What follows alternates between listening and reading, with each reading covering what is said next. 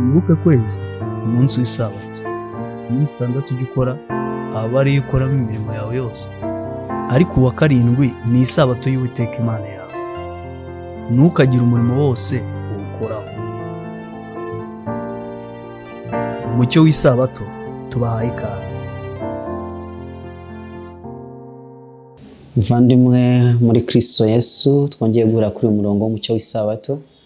Nongeye kuramutsa mu izina ry'Umwami wacu Yesu Kristo. Ko tutamenyeranye, amazina yanjye nitwa Habyarimana Eric, ndi umuyobozi w'umucyo w'isabato hamwe n'uwo dufatanije.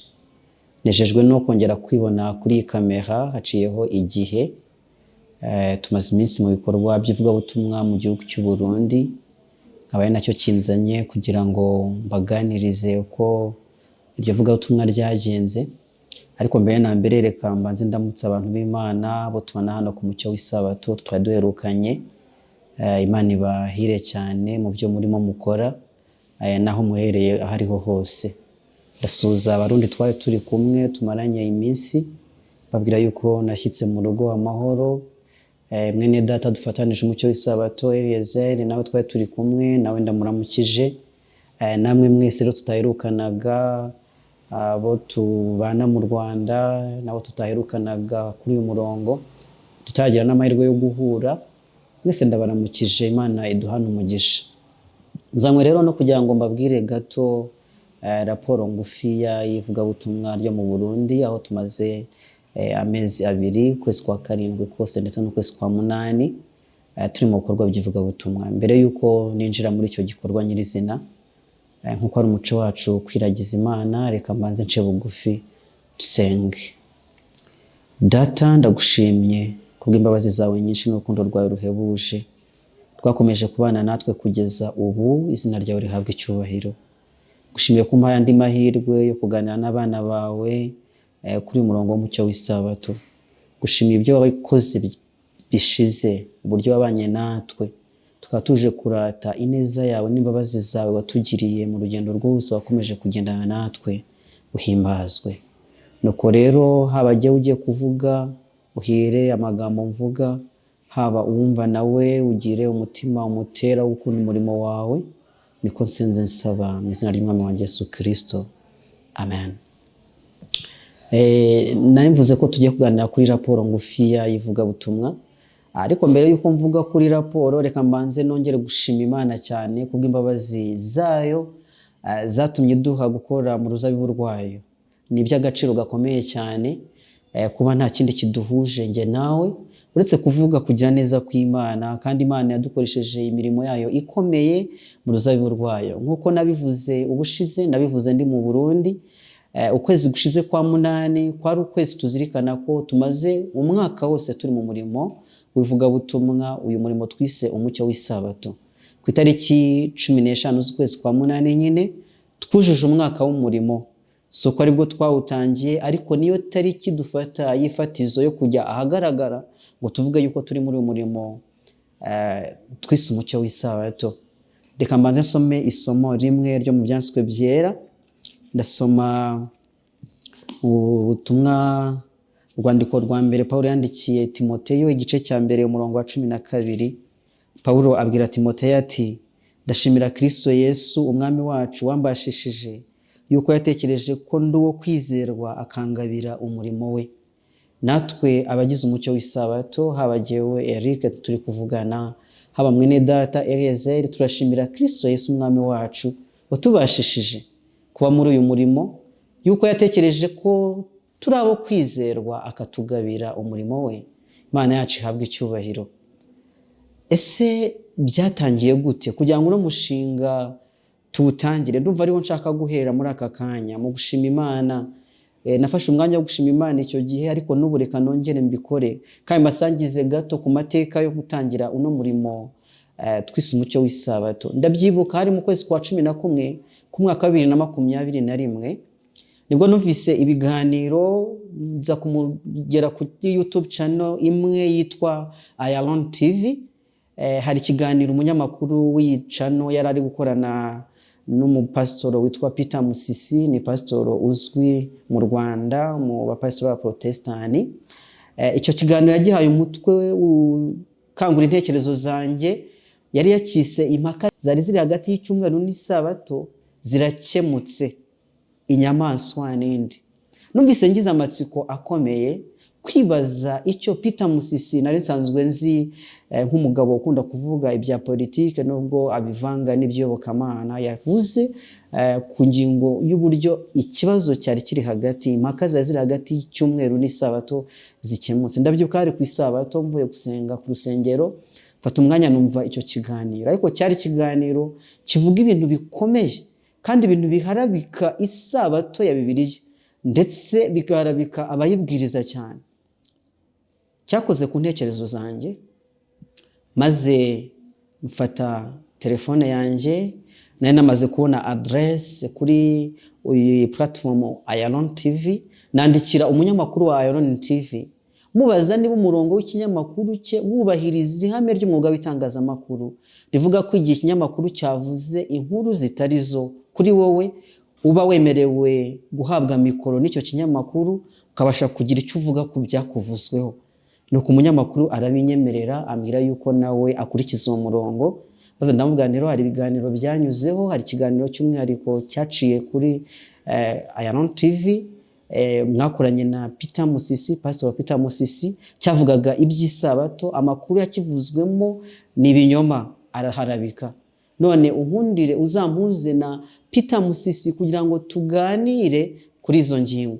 Uyu munyamakuru rero yaranyemereye, namubwiye kuri iyo sabato, mwandikiye kuri WhatsApp, maze anyemerera yuko mu cyumweru gikurikiraho ku wa mbere w'iminsi 7 wakurikiraga isabato izakurikira twazahura. Twarahuye rero, maze tuganira, kandi twaganira ibiganiro bitari bike.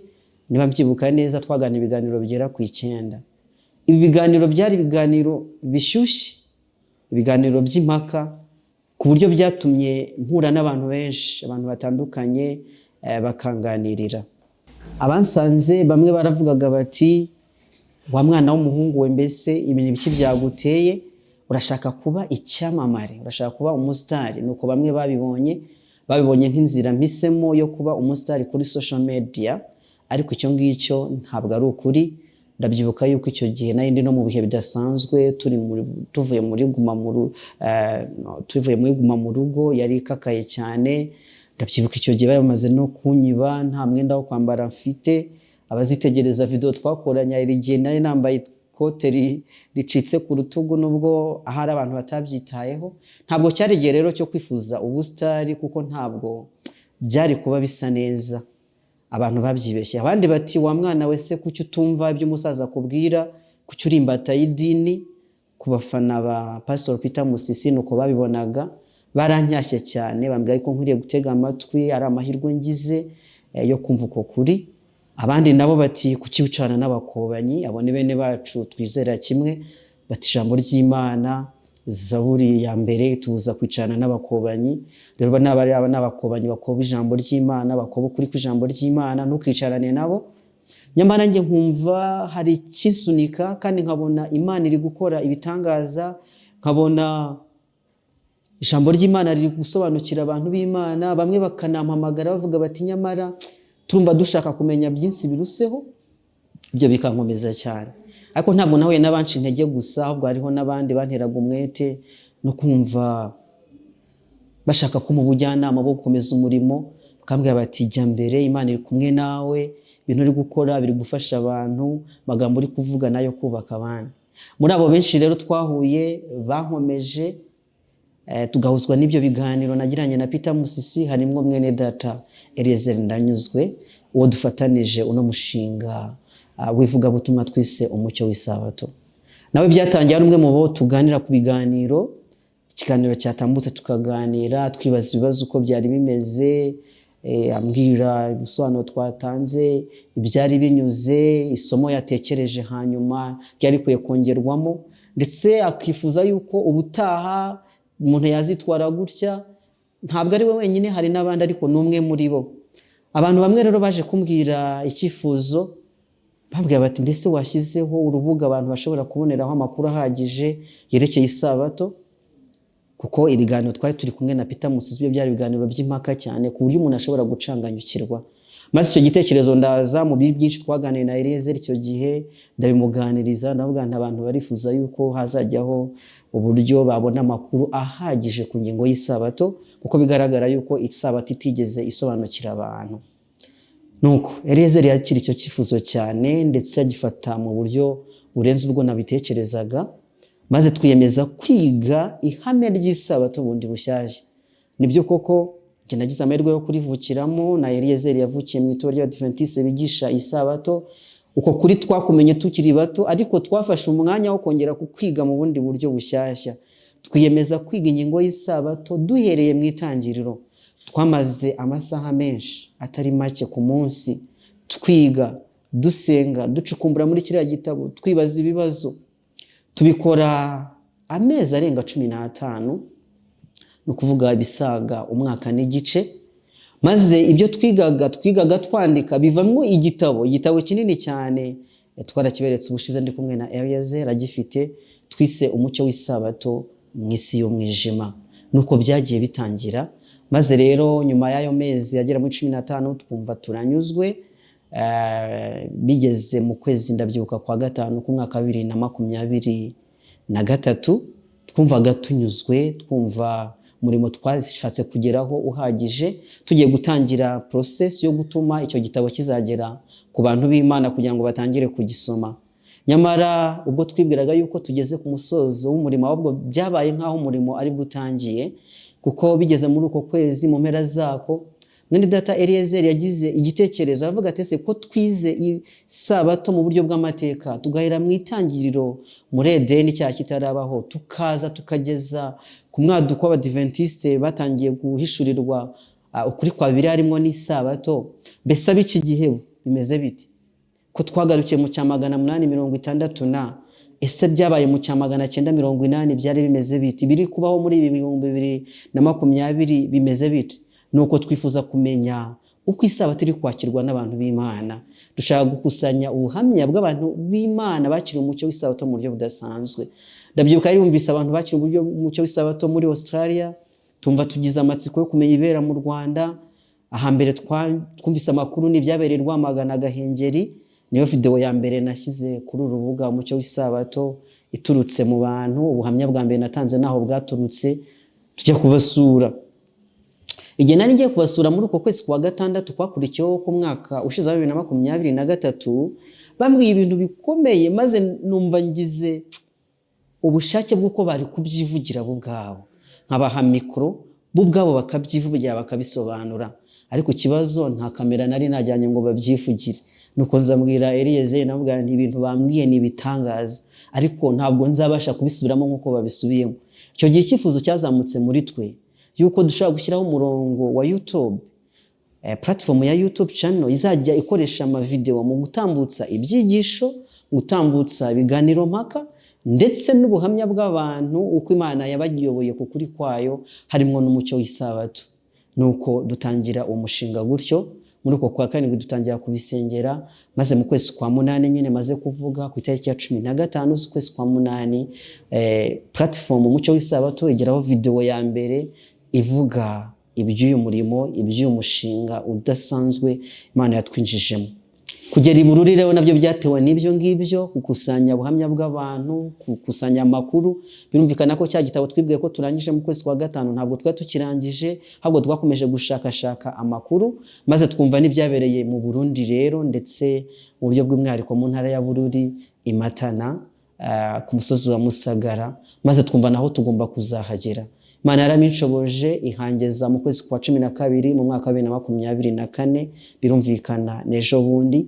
Ariko kugera ahangaha naho niho twavanye umushinga mushya wo kwakora ivugabutumwa, ko twasanze ari ahantu h'ubutayu hataragera ukuri kw'ijambo ry'Imana. Twumva dufite umwete w'uko umucyo w'Imana, umucyo w'ukuri kw'ijambo ry'Imana, ukuri kw'iki gihe gukwiye kugera kuri uwo musozi. No twahavanye rero ibyifuzo ku mutima wacu yuko aho hantu hakwiye kwitabwaho. Ibyo twihukiriye gukora ni ibintu bigera kuri 3. Icya mbere nuko itorero ryari rimaze gushingwa mu buryo bw'ibitangaza, ntabwo ndi bubisubiremo kubera yuko barabyivugiye kuri platform Mucyo w'Isabato. Uzasubire ku munyuma wumva ubuhamya bwabo ukuntu Imana yabasanze n'ukuntu yabahishuriye ukuri kwayo. Kandi hari n'umwe wabigizemo uruhare uyoboye kohare, urunani rw'amakohare, azatuganiriza. Hari amavideo tuzabagezaho mu minsi iri imbere tutaratunganya. Twumvise dukwiye gufasha iri torero rikiri ritoya, itorero rizengurutswe n'abandi bantu n'andi matorero, ndetse ritazwa aho hantu, iby'isabato bitazwi, iby'abadivantiste bitazwi, ndetse bakabita udutorero tw'utudumbidumbi, abantu batwawe n'amarangamutima y'abadutse bafite inyota yo kurya umuceri, kuko aho hantu ntabwo bakunda kuhinga umuceri. Bumvaga abo badivantiste babazaniye ubutumwa ari abantu babazaniye umuceri. Twumva aba bantu bakwiye gukomezwa. Mu byo twihute rero nuko twabaguriye ibitabo, kugurira iri torero ibitabo byo kubakomeza mu kuri gushya bakeneye, maze twemeza kugura ibitabo uhereye kuri Bibiliya, ibitabo bimwe by'umwuka w'ubuhanuzi n'intambara ikomeye, uwifuzwa ibihe byose, tugura inama zigirwa itorero, tugura abakurambere n'abahanuzi, abahanuzi n'abami, kugana Yesu, bya bitabo by'ingenzi bizakuza imibereho yabo mu bya mwuka kugira ngo irusheho gutera imbere. Turavuga duti ntabwo tuzabasha kugurira buri mwizera wese ibyo bitabo kuko biranahenze, ariko kandi tubigurira itorero rikaba rifite buri gitabo, bazi hari by'abadivantiste bizera bizabafasha kurushaho kubyiga. Ugikeneye aze kugitira ku rusengero bakimuhe, kandi n'amateraniro yo ku rusengero nayo agire ibitabo byo kwifashisha. Ibyo twituye kubikora kugira ngo bifashe itorero ry'Imana. Icya kabiri twatekereje kandi tugishyira mu bikorwa ni urugendo shuri rwo gufasha abantu b'Imana kumenya ko hari abandi bafatanije urugendo, haleluya, kugira ngo binige imikorere mishya. Ni abantu bakuriye mu madini ya Giprotestani na Kiliziya Gatolika, bafite imisengere itandukanye n'iyacu, bafite gahunda zitandukanye n'izacu, ntabo bafite bo kwigana, ni nkehwe, bisa nkaho ari utudumbidumbi koko nk'uko ababatuka. Twabonye uburyo bwiza bwo kubafasha ari ukubagezaho abantu bo kubageza ahandi itorero riri, bagakora urugendo shuri. Duteranya bamwe muri bo abahagarariye amatsinda atandukanye, abagabo, abagore, abasore, inkumi, kugira ngo bajye gusura ahantu hari itorero. Bavuye aho ngaho i Bururi muri Burundi yo hagati, berekeza mu majyaruguru y'igihugu mu Cibitoke aho itorero riganje, kugira ngo bajye kwiga imibereho y'itorero. Kandi koko baratangaye cyane, baratuganirije ko byabanejeje, basanga itorero rifite abizera benshi, bagira amahirwe yo kujya mu iteraniro rifite abantu 1000, mu gihe bo ahenshi hari amatorero y'abantu 3 gusa. Uretse iryo torero ryo ryabashije kuba rinini cyane, burigeze ku bantu basaga 50. Turabishimira Imana cyane ko Imana yabikoze gutyo. Byabagira umumaro rero nabyo, kugira ngo babone ko atari bonyine, bakomezwe. Icya kabiri, biga gahunda z'itorero, barebe uko abandi basenga, barebe uko bategura gahunda, kandi ibyo byabagiriye umumaro. Icya gatatu rero twishimiye no gutegura ivugabutumwa ryo mu mpeshyi. Mwarabyumvise yuko amavugabutumwa yabanje yabaye aba mu bihe by'itumba, mu bihe by'imvura nyinshi, n'igihe twari turiho mu kwa 12 twarogowe n'imvura rwose, amateraniro y'ivugabutumwa asa nkaho apfubye, akorwa nabi. Twemeza rero yuko tuzakora amateraniro y'ivugabutumwa kandi mu gihe cyiza cy'izuba, kugira ngo abe amateraniro y'ingirakamaro, nta kirogoya afite. Igihe nari mvuyeyo nababwiye uko urugendo rwagenze, mbasaba ko muzadushyigikira muri iryo vugabutumwa twateguraga mu mpeshyi y'umwaka. Nyamara uko twabitekerezaga ntabwo ariko byagenze, kubera ibibazo cyane cyane by'imibanire y'ibihugu, bahise bafunga imipaka. Ntabwo byadukundiye ko duhaguruka turi itsinda rinini nk'uko twabyifuzaga, ndetse nk'uko twari twabibabwiye. Tuvuye mu Rwanda tujyanye ubutumwa mu Burundi, ninjye wabashije kujyayo njyenyine, ariko ndashima Imana cyane yuko yabidushoboje. Bya bindi twapangaga mu minsi yashize mu kwezi kwa 12, twabibabwira mu kwa mbere, ejo bundi mu kwezi kwa 7 no kwezi kwa 8, Imana yabidushoboje. Izina ry'Uwiteka rihabwa icyubahiro. Navuye muri iki gihugu cy'u Rwanda nekeje mu Burundi ku itariki ya 30 z'ukwezi kwa 6. Uwari kunyakira ari mu Cibitoke, umuvandimwe Ndikumana Ismael, umuryango we ndawushimiye cyane kandi ndabasuhuje. Niho nashyikiye ku itariki 30 z'ukwezi kwa 6. Navuga yuko ari naho namaze aya mezi abiri kubera ko igihe ntari ndi mu bikorwa by'ivugabutumwa naho ngaho naho ruhukiraga. Uwo muryango Imana umugisha. Nagezeho rero kuri uwo munsi wa mbere w'isabato, maze kuwa gatandatu w'isabato ku itariki 5 z'ukwezi kwa karindwi mfatanya nawe urugendo twerekeje i Bururi kujya kuramutsa abantu b'Imana. Twasezanye ko tuzakorana ivugabutumwa mu mpeshyi. Twari tugiye kureba imyiteguro aho igeze ngo banagire icyizere yuko bizashoboka, kubera yuko nyine ibyo bibazo by'imibanire y'ibihugu, ibibazo by'umutekano, situation y'ubukungu, ibyo byose byari ibintu bica intege bigaragaza yuko bishobora kudashoboka. Ariko twagiye gufatanya nabo ayo materaniro yo gusenga iyo sabato yo ku itariki ya 6 z'ukwa karindwi kugira ngo tubabwire yuko twaje kandi turusheho kutunuganya uburyo ayo materaniro azaba. Bukeye ku itariki ya 7 kuwa mbere w'isabato ukurikiyeho, ntabwo nasubiranye na Ismael mu Kibitoke mu Rugombo aho atuye, ahubwo naboneje i Bujumbura ahitwa i Gatumba, aho nari natumiwe kubwiriza mu mavuna y'ibyumweru 2 muri programme yari iri mu gihugu yitwa Homecoming. Hari kuba amateraniro y'ivugabutumwa mu bice binyuranye by'igihugu. Nanjye rero nagize amahirwe yo kugira uruhare muri iyo programme ya Homecoming. Ibyumweru 2 nabimaze i Gatumba. N'amateraniro yatangiye ku itariki ya 6 z'ukwezi kwa karindwi yageze ku itariki 20 z'uko kwezi, ariko njye nageze ku itariki ya 7 kuko nabanje gusuza abantu bimusagara. Twagize ibihe byiza aho hantu nabyo ndabishimira Imana. Amateraniro yasoje rero ntabwo nagarutse mu Rwanda kubera ko urugendo rwari ruhenze cyane kuko imipaka yo hasi irafunze, byasabaga kugenda hakoreshejwe urugendo rwo mu kirere. Narindiriye ibyumweru 3 byari bisigaye rero kugira ngo noneho dusubire hahandi hari haranjyanye, maze ku itariki ya 10 kugeza ku itariki 24 twinjira mu gikorwa nyirizina cy'amateraniro y'ivugabutumwa yabereye hahandi i Musagara mu ntara ya Bururi muri komine ya Matana mu gihugu cy'u Burundi. Amavuna yamaze ibyumweru 2 twagize umugisha utangaje cyane. Twagizemo imitwe y'abaririmbyi baturutse mu mpande zitandukanye z'igihugu isaga 12, amakorali 12 baje gushyigikira iryo vugabutumwa. Byari ibintu by'umugisha cyane kandi binejeje. Nta kibazo twari dufite cy'imvura, nta kibazo twari dufite cy'ibikoresho, kubera yuko twabonye ibikoresho bizadufasha. Kohare imwe yaturutse ku itorero rya rinde twari tumazanye iminsi turi mu ivugabutumwa rya Gatumba. Itorero ryadutije ibyuma, nta kibazo cy'ibyuma twari dufite. Iyo kohare nazo twari turi kumwe na kohare ebyiri ziturutse aho ngaho, kohare Guma ku Rufatiro na Good News, bagize uruhare cyane muri ibi bikorwa.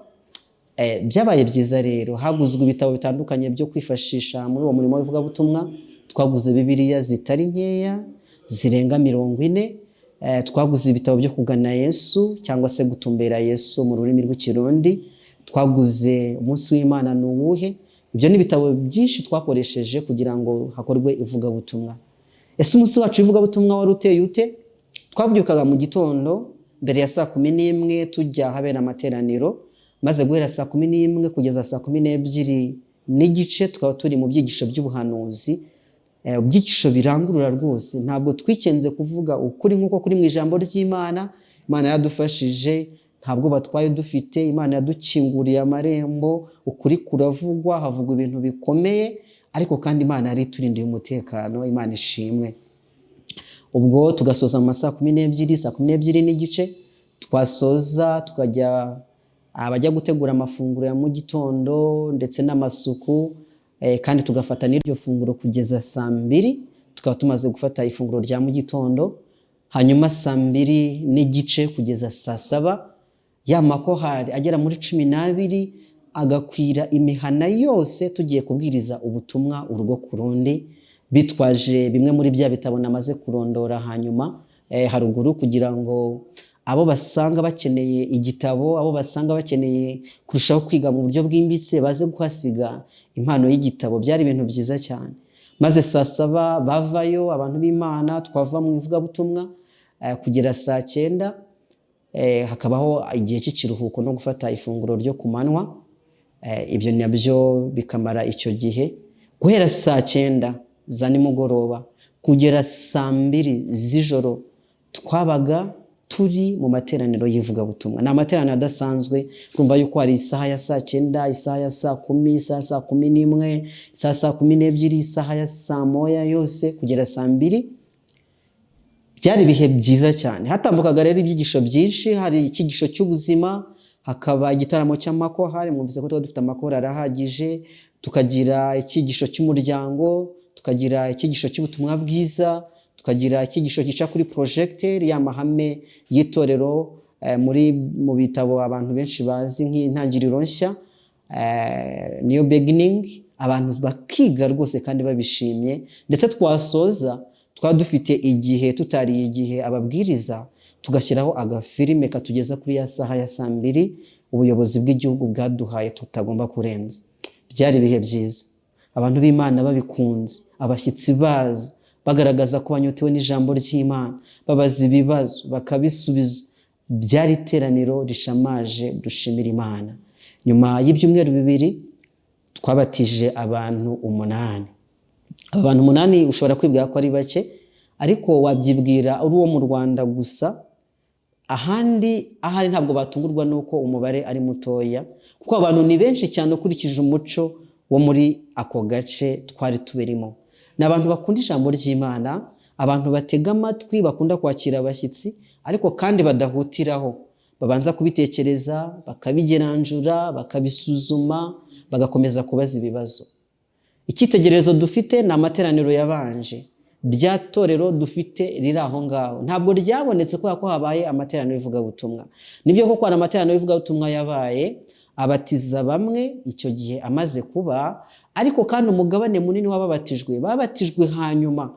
Abaje gukoresha amateraniro y'ivugabutumwa badahari, bahamagaye abari bagize itorero, umupiyoniye wari uhari arabasanga, bamutumira mu matsinda y'amasengesho mu madini bari basengeyemo ngo barusheho kubyiga cyane, ndetse bigeze ubwo bibafatisha imyanzuro yo kubatizwa. Nuko n'abantu b'Imana baho ngaho babayeho, abanyagihugu baho ntabwo ari abantu bahutiraho, nibyo batega amatwi, bagashaka kubimenya, bakabaza ibibazo bishimishije byo kurushaho kunguka, ariko kandi ntabwo bahita bafata umwanzuro, barabanza bakabitekereza. Twizeye yuko rero umugabane munini uzabatizwa tutagihari, kandi nanone twibukiranye yuko Imana itadutumye kubatiza, ahubwo yatubwiye ko tukwiye kujyana ubutumwa bwiza ngo bihinduke ubuhamya bwo guhamiriza amahanga yose, nibwo imperuka izahera ko ije. Turashimira Imana ari imirimo yadukoresheje, turashimira abantu bazaga mu materaniro yacu badashaka yuko tunasoza, twasozaga batabishaka, ibibazo batubazaga, ubwuzu batwakiriye mu mihana twagendagamo.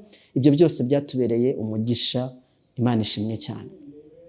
Ibi byose byakoreshejwe amafaranga kugira ngo bishyike.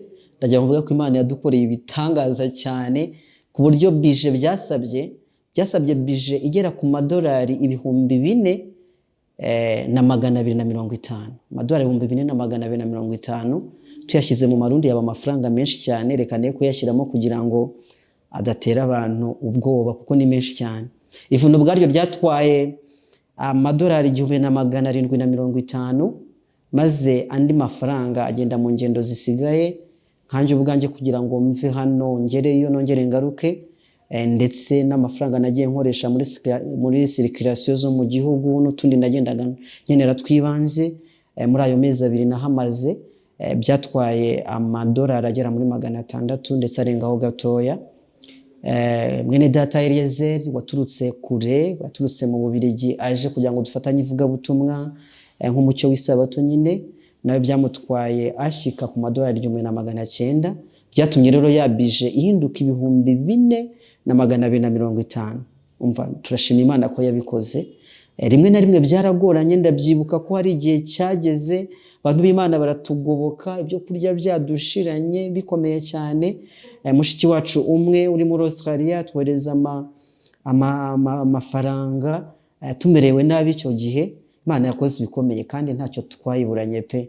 Imana ishimwe cyane kandi ko yakoresheje n'abantu b'Imana. Muri aya materaniro twagize imbogamizi, muri ibi bikorwa twateganije twagize imbogamizi zitari nkeya, ariko zimwe muri zo, iya mbere ni ya mibanire y'ibihugu nigeze gukomozaho. Ntabwo twabashije kugeza ubutumwa busaba ubufasha kuri benshi. Ahari imvune twagize ntabwo twari kuzigira iyi mibanire y'ibihugu ibimeze neza. Abumvaga yuko dufite iyi programme ntabwo baduteye ingabo mu bitugu ngo badushyigikire, ahubwo baducaga intege kenshi, ko bisa no kwiyahura kujya muri kiriya gihugu kandi situation politiki itameze neza. Ibyo byatumye rero duhitamo kwicecekera, tukabibwira bake babasha kutwumva, ariko iyo tubibwira benshi umurimo wari koroha. Ibyo rero byakomotse hehe? Byakomotse ku mibanire y'ibihugu. Twari kugenda turi benshi nyine tumaze gusaba abantu benshi kugira ngo badushyigikire, twiringiye ko twari kubona abaduha ibikoresho tuzakoresha n'abadushyigikira tukajyana muri uwo murimo, ariko ntabwo twababonye kubera yuko nyine twabivuze gakeya kubera yuko imibanire itari imeze neza, kandi ibyo ngibyo ahari mubasha kubyumva namwe. Icya kabiri twahuye nabyo nk'imbogamizi n'ibibazo by'ubukungu biri mu Burundi, uretse ko atariho gusa ariko mu Burundi by'umwihariko hari ibibazo by'ubukungu cyane. Ndagira ngo mbabwiye ko bije nini cyane yatwawe n'ibikomoka kuri peteroli, igitoro twakoreshaga muri ayo materaniro, kubera ko twakoreshaga moteri, numvise ko twanakoreshaga amasaha menshi ku munsi, kandi icyo gitoro kirahenze cyane, ndetse kukibona ubwabyo ni fraude, ntabwo hari sitasiyo ujya kukiguraho. Ibyo rero bigatuma kitugeraho gihenze cyane ku buryo amafaranga menshi yatwawe n'igitoro. Cya kabiri, ibiciro ku isoko nabyo birahenze, ahantu burya transport itari n'ibiciro byo ku isoko birahenda, byo kurya byaragiye birazamuka cyane. Ndabyibuka muri ako gace twari turimo i Bururi bahinga uburo cyane ku buryo ariho bwagakwiye gushakirwa. Uburo bwahoze bugura amafaranga 1,500, twavuye bugeze ku mafaranga 5,300. Urumva icyo uko kuduga, uko kuzamuka kw'ibiciro gukabije cyane. Muri za Rugombo ho rwari bugeze mu 7,000 n'andi arenga. Urumva situation rero y'ibiciro nabyo byari bihenze, ndavuga amafaranga y'amarundi ariko ntabwo ari amanyarwanda. Ibyo rero nibazo twahuye nabyo, ibibazo by'ubukungu, ibibazo by'uko bije yatubanye ndende cyane.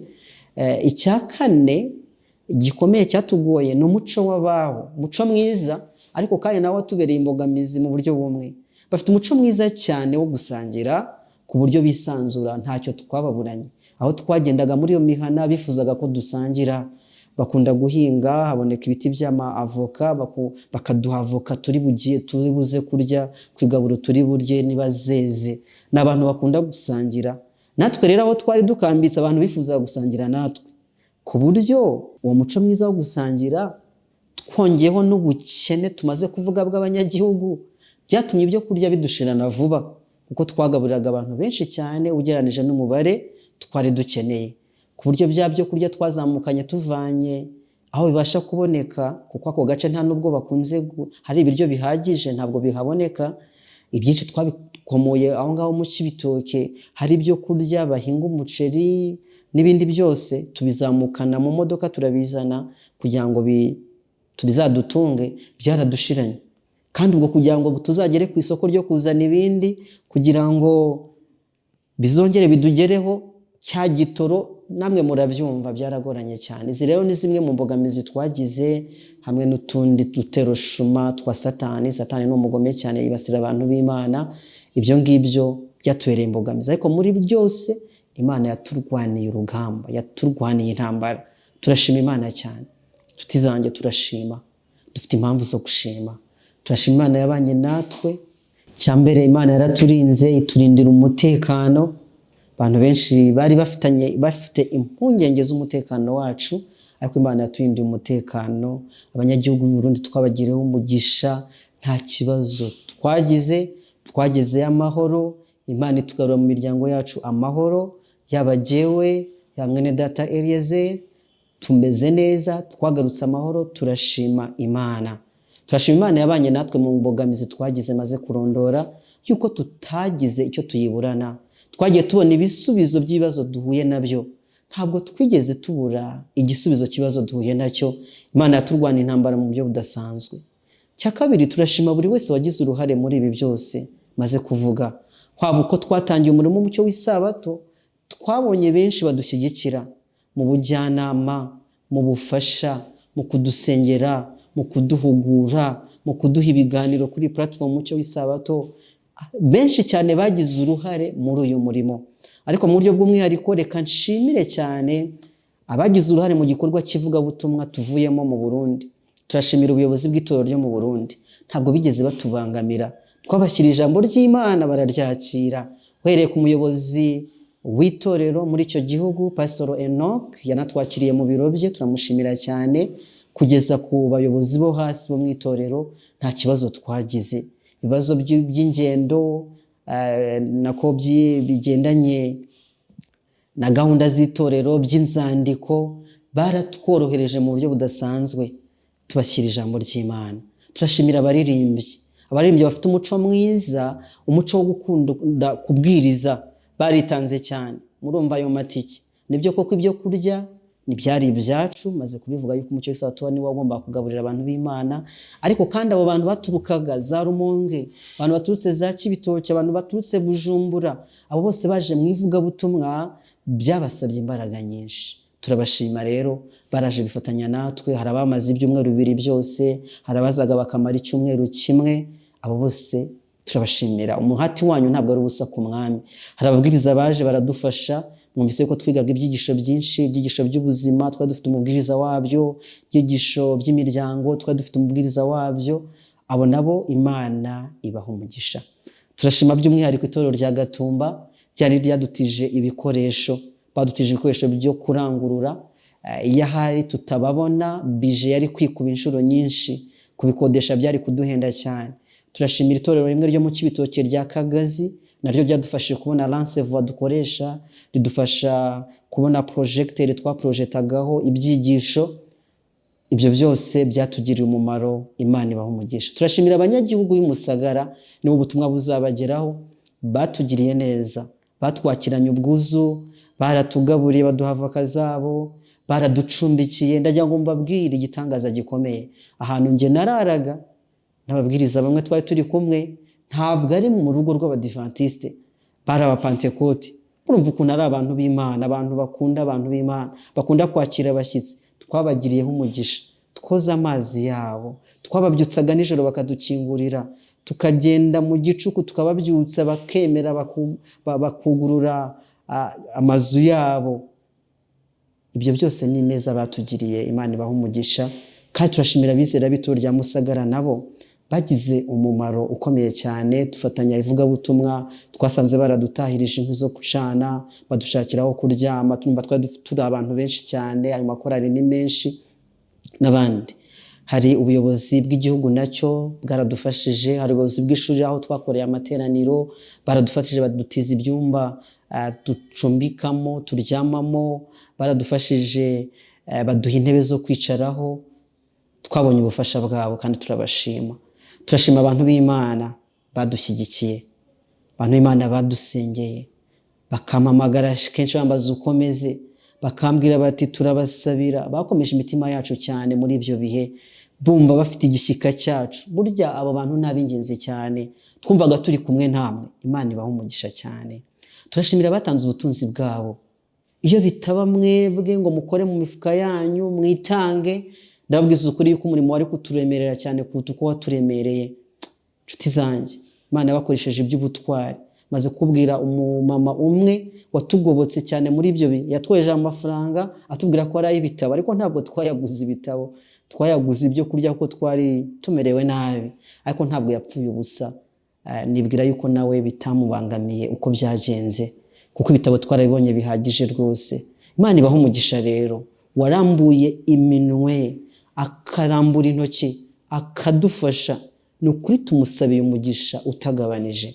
Hari isezerano Imana yasezeranye, usanga mu byanditswe byera, muri Mariko igice cya 9 umurongo wa 41. Ndagira ngo mbasomere iri sezerano. Ni Imana yabivuze, ntabwo ari jyewe, kandi nizigiye yuko Imana izabisohoreza kuri mwe, kuko ariyo yabivuze. Dusoma amagambo ngo Mariko igice cya 9 umurongo wa 41, umuntu uzabaha agacuma kamwe k'amazi, kuko muri aba Kristo ndababwira ukuri yuko atazabura ingororano ye. Twiringiye yuko mutazabura ingororano yanyu, yuko mwaduteye ingabo mu bitugu, mukadufasha, mukaduha amazi yo kunywa, mukaduha ibyo kurya bidutunga, mukaduha ibitabo tujyana kuri iyo misozi.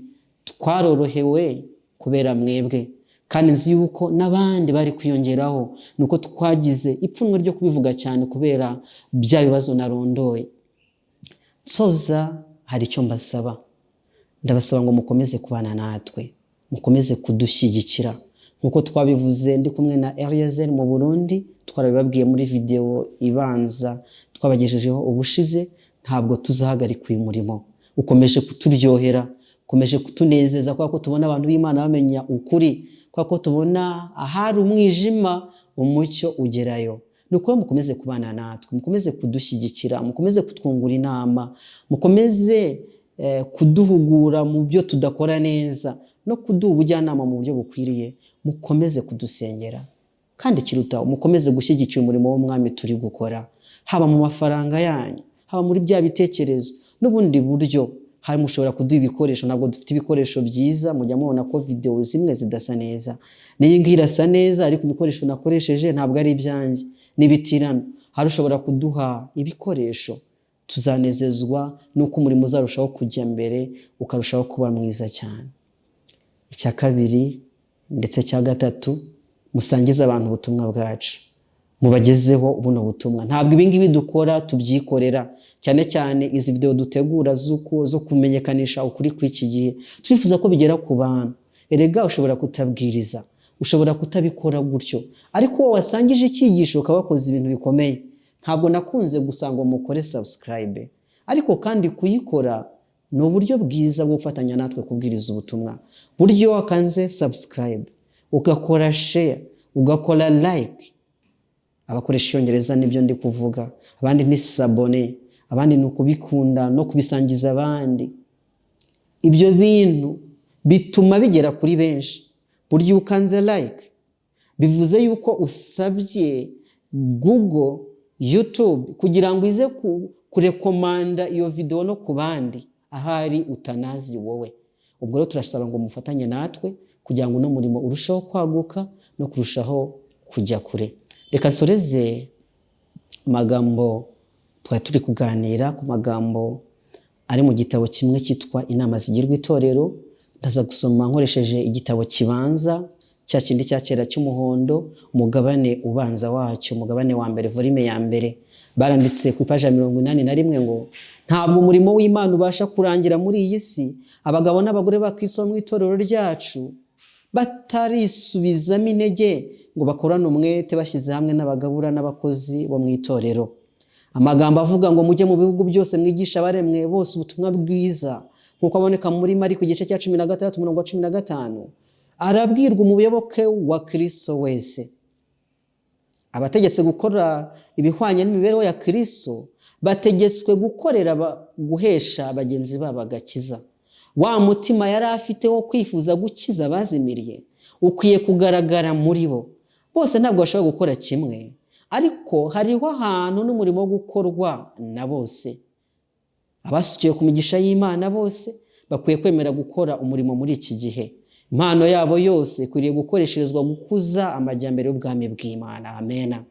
Kubwiriza ni umugabane mutoya w'umurimo ukwiriye gukorerwa guhesha abantu agakiza. Inshuti z'Imana, aya magambo ndayabatuye. Yesu Kristo ashaka ko dukoresha impano iyo ari yo yose. Burya ngo kubwiriza ni umugabane mutoya, hari icyo ushobora gukora ufatanije natwe, kandi rwose ibyo dukora ni byinshi. Uko wabigenza ni kunini. Imana igufashe cyane kugira ngo naho byaba bitoya, impano waba ufite ntoya, yaba iy'igihe, yaba impano, yaba amafaranga, yaba umwanya wawe, amasengesho yawe n'ibindi, ubifuzane kugira ngo tubikoresheje Yesu Kristo. Nicyo ngusaba, nizeye ko ukimpa kandi ko gufashwa na Kristo umurimo w'Imana ujye mbere urangire maze dutahe. Bararikiye kumeza rero kumeza kubana nanjye ndetse n'umucyo w'isabato muri rusange mu rugendo dukomeje gukora. Mu minsi iza turabagezaho amavideo amwe namwe yafatiwe muri kiriya gihugu cy'u Burundi. Amwe azaba atameze neza bitewe n'icyerekezo twaye turimo. Gusa twari turi nk'umuyaga mwinshi, muzumva bitaryoshye, ariko ukuri kuzaba kubirimo kuzaba kuremereye, ntimuzabyivovotere. Kandi ko Imana izadushoboza tuzaturushaho kugira ibikoresho bishyitse byo kudufasha gukora imirimo neza, namwe mubigizemo uruhare. Uwiteka aduhana umugisha mu izina ry'Umwami wacu Yesu Kristo. Reka dusenge. Data mwiza, turagushimye turamuye ishimwe nanone ko wadukoresheje ibikomeye, wakoze ibikomeye mu mibereho yacu, natwe turishimye. Tugushimiye yuko porogaramu twari dufite guhera mu kwezi kwa 12 k'umwaka ushize wayidushoboje, maze ku kwezi kwa 8 ryavugabutumwa twateguraga dukangurira abantu rigasohora, ndetse hakagaragara umusaruro ushimishije wo kwiyegurira, yuko abantu bamwe bakwiyeguriye, izina ryawe rihabwa icyubahiro. Nuko rero turitanze, ukomeze kudukoresha, ukomeze kutwongera Mwuka Wera, ukomeze kutuyobora mu kuri kwawe kose, ukomeze kuduha ihishurirwa, uduhe inspiration yo gukora umurimo wawe, kandi abana bawe dufatanije uyu murimo, aba baduteze amatwi bafite icyifuzo cyo gufatanya natwe, ubaha umugisha wawe, ujye ubaha umugisha w'iburyo n'uw'ibumoso, ujye ubaha guhirwa mu byo bakora, kugira ngo babone icyo gukoreshereza umurimo wawe. Uduhire muri byose rero, haba jyewe uri hano kuri mikoro, abo tuzatuganira, haba Eliezer dufatanije umurimo, n'abandi bose badufasha kugira ngo no murimo ujye mbere, kandi uhire abumvira ijambo kugira ngo imitima yabo ikorweho, ngo ubwo dufite ubushake bwo kutuzabana nabo mu bwami bwawe, ni ukuri Umwuka Wera akomeze kugenda imitima yacu yabo, kugira ngo abemeze rwose. Tugenze uko ushaka, kandi uduhe ibikwiriye, niko dusenze dusaba mu izina ry'Umwami wacu Yesu Kristo. Amen. Amen.